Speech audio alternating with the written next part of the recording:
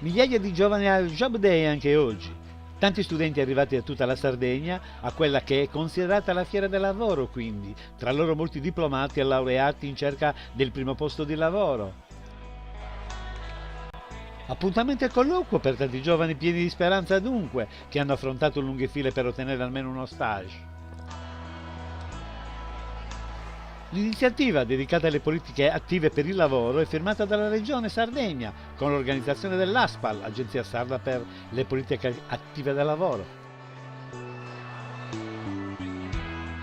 Anche oggi oltre 2000 colloqui e tanti incontri e convegni per illustrare le agevolazioni che Regione e Stato hanno messo in campo per affrontare il problema della mancanza di lavoro per i più giovani, che relega l'Italia agli ultimi posti in Europa.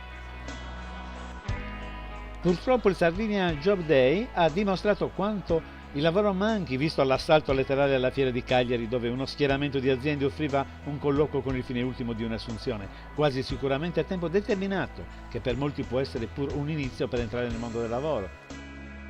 Si tenta anche di costruire una filiera che collega il mondo della scuola con il mondo del lavoro, un filo di salvataggio per chi dalla scuola deve entrare nel mondo del lavoro dunque.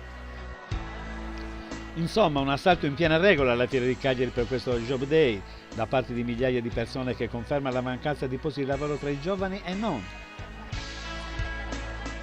Ora bisogna vedere se queste 2 giornate sono servite a trasformare la speranza di molti in realtà e se i numeri delle assunzioni sarà soddisfacente in rapporto allo schieramento delle aziende e alla tanta pubblicità che la Regione ha fatto, ma anche al suo sforzo di far incontrare domanda e offerta di lavoro.